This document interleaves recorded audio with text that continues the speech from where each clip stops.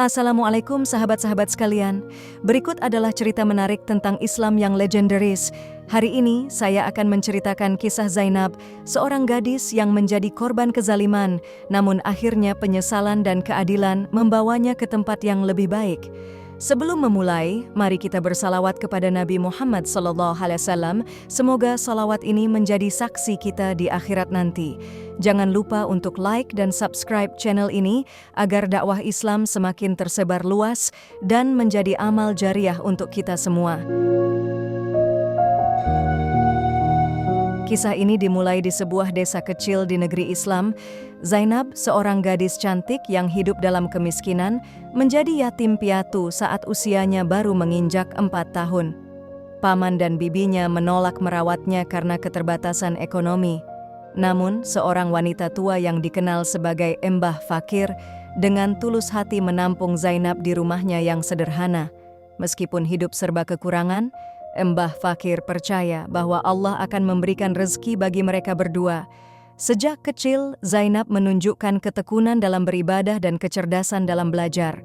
Dengan dorongan dari Embah Fakir, Zainab belajar Al-Quran di madrasah dan berhasil menghafalnya di usia yang sangat muda. Ketika dewasa, kecantikan dan kealimannya menarik perhatian banyak orang, termasuk kepala desa yang ingin menikahkan Zainab dengan putranya. Namun, Embah Fakir menolak lamaran tersebut karena merasa putra kepala desa tidak sepadan dengan Zainab. Seiring waktu, Zainab tumbuh menjadi gadis berilmu dan berakhlak mulia. Dia mulai mengajarkan Al-Quran kepada anak-anak desa dengan penuh keikhlasan.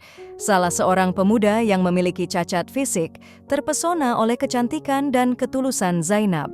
Cinta yang mendalam membuatnya mengikuti jejak Zainab dalam beribadah, namun ia ragu untuk melamarnya karena kekurangannya. Ketika bulan Muharram hampir tiba, Zainab meminta izin kepada neneknya untuk menjalankan puasa selama 10 hari pertama. Dia juga meminta agar dibangunkan untuk sahur jika kepalanya terasa sakit. Namun, suatu hari neneknya menemukan Zainab sudah meninggal dunia. Hatinya hancur, tetapi ia tidak bisa mengekspresikan kesedihannya secara terbuka. Pada hari pemakaman, banyak orang datang memberikan penghormatan terakhir, namun tak seorang pun tahu penyebab kematian Zainab. Nenek yang merawatnya sejak kecil tak henti-hentinya menangis, merasa kehilangan yang mendalam. Pemuda yang mencintai Zainab juga merasa sangat kehilangan. Dia menyesali bahwa ia tidak pernah menyampaikan perasaannya kepada Zainab dan kini semuanya sudah terlambat. Setiap hari dia datang ke makam Zainab, duduk di sana dan berbicara seolah-olah Zainab masih mendengar.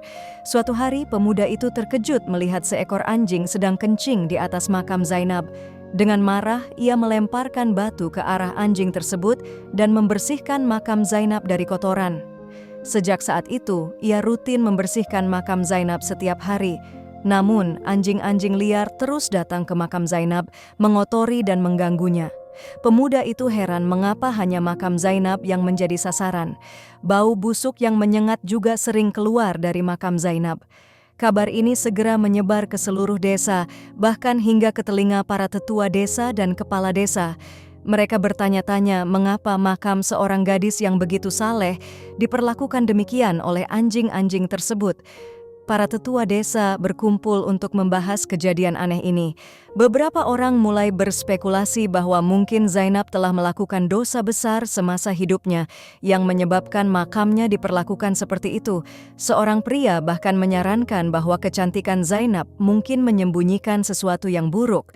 Dan karena Zainab hanya tinggal bersama seorang nenek tua yang hampir buta, tidak ada yang benar-benar tahu apa yang terjadi di rumah mereka. Dia menduga bahwa mungkin Zainab melakukan dosa-dosa yang disembunyikannya dengan sangat baik.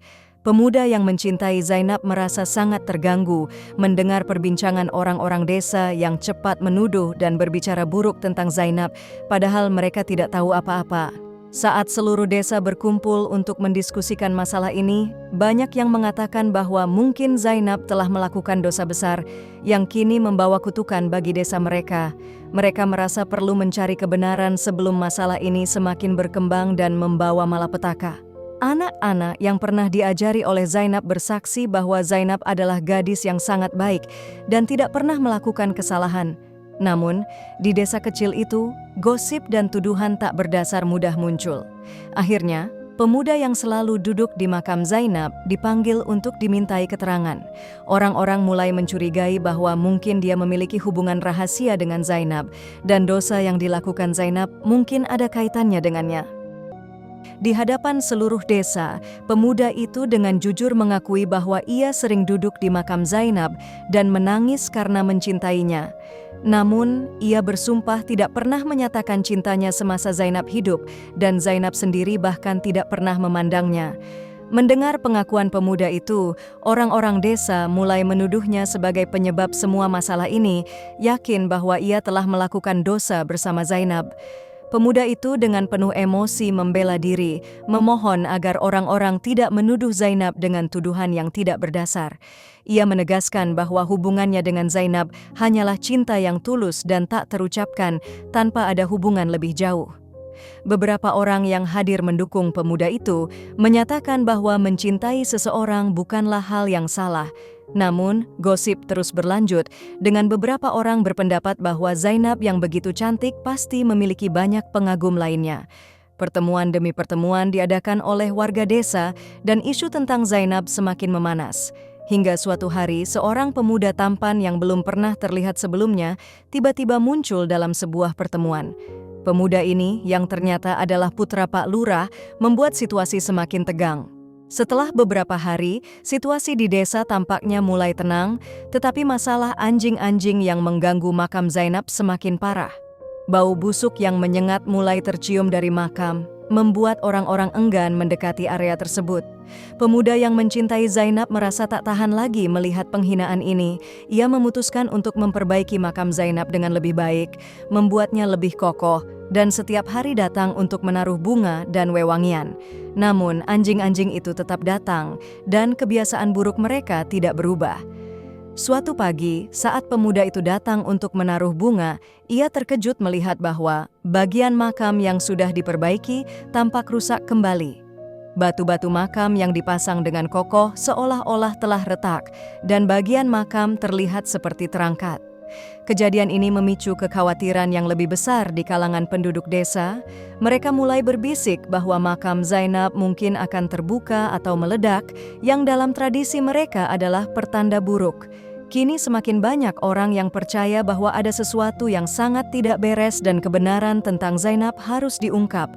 Pemuda itu bersama beberapa warga desa lainnya akhirnya pergi menemui nenek tua yang merawat Zainab, satu-satunya orang yang bisa memberikan jawaban. Ketika mereka menjelaskan situasi kepada nenek Zainab, nenek itu mulai menangis terseduh-seduh.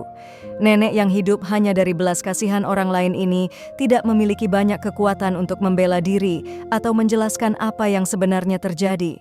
Ia hanya bisa memuji Zainab, menyatakan bahwa Zainab adalah seorang gadis yang sangat saleh. Ia menambahkan, jika Zainab tidak saleh, mengapa Allah mengambilnya pada bulan Muharram yang dianggap suci? Namun, orang-orang desa tidak sepenuhnya puas dengan penjelasan nenek itu. Mereka berargumen bahwa banyak orang meninggal di bulan Muharram atau pada tanggal-tanggal penting lainnya seperti 12 Rabiul Awal, Hari Arafah, atau Lailatul Qadar. Meninggal di hari-hari tersebut tidak selalu berarti seseorang adalah orang baik. Mereka mendesak nenek itu untuk menunjukkan kamar tempat Zainab tinggal sebelum meninggal, karena mereka yakin ada sesuatu di sana yang mungkin bisa menjelaskan keadaan aneh di makam Zainab. Nenek itu menangis lebih keras dan berkata bahwa sejak kematian Zainab, ia tidak pernah menyentuh kamar tersebut karena kamar itu penuh dengan kenangan Zainab, dan ia tidak sanggup membuka atau mengubah apapun di sana. Namun, desakan warga begitu kuat dan akhirnya mereka memaksa membuka pintu kamar tersebut. Di dalamnya, mereka menemukan kamar yang sangat sederhana, hanya berisi tempat tidur kayu tua, sebuah tikar, dan sebuah peti berisi pakaian. Di atas tempat tidur ada beberapa lembar kain kusut, sebuah gelang kaca patah, dan tempat tidur yang tampak tidak rapi. Ketika salah satu dari mereka melihat ke bawah tempat tidur, mereka menemukan sesuatu yang mengejutkan. Sebuah rantai emas yang sangat berharga, tidak sesuai dengan keadaan rumah Zainab yang sangat miskin. Semua orang yang hadir terkejut. Bagaimana mungkin seorang gadis yang hidup dalam kemiskinan seperti Zainab bisa memiliki benda semewah itu? Rantai emas tersebut diambil dan ditunjukkan kepada Pak Lurah Sahib yang juga terkejut. Pertanyaan pun muncul, bagaimana Zainab bisa mendapatkan rantai emas itu dan apa yang sebenarnya terjadi padanya sebelum kematiannya? Nenek Zainab diminta untuk menjelaskan lebih lanjut tentang malam saat Zainab meninggal dunia. Dengan suara gemetar, nenek itu bercerita bahwa pada malam tersebut, Zainab tidur di kamarnya seperti biasa, sementara nenek tidur di luar kamar. Ketika fajar menyingsing, nenek masuk untuk membangunkan Zainab, namun ia menemukannya sudah tak bernyawa. Orang-orang yang datang mengatakan bahwa Zainab meninggal kemungkinan karena angin duduk, namun penyebab kematian tetap menjadi misteri. Salah satu pria yang hadir mulai memahami apa yang sebenarnya terjadi. Namun sebelum kesimpulan bisa diambil, mereka perlu mengetahui asal-usul rantai emas tersebut dan siapa pemiliknya. Kejadian ini mendorong mereka untuk mengadakan pertemuan atau pengadilan lokal pada hari berikutnya, di mana semua tokoh penting desa akan hadir, termasuk Pak Lurah Sahib. Pada hari pertemuan, semua orang berkumpul dengan penuh rasa penasaran, namun putra Pak Lurah Sahib, Murad, tidak hadir.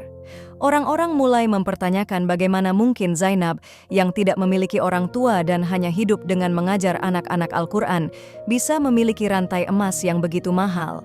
Ketika pertemuan dimulai, pemuda yang sebelumnya meminta waktu berdiri dan mengumumkan bahwa ia telah menemukan pemilik rantai emas tersebut. Semua orang di ruangan terdiam, saling memandang dengan penuh rasa ingin tahu. Pemuda itu kemudian mengungkapkan bahwa gadis yang selama ini mereka tuduh sebenarnya tidak bersalah. Rantai emas itu adalah milik Murad, putra Pak Lurah Sahib yang baru saja kembali dari studinya di luar negeri. Meskipun Pak Lurah Sahib adalah orang yang adil, posisinya sebagai ayah membuat situasi menjadi semakin rumit.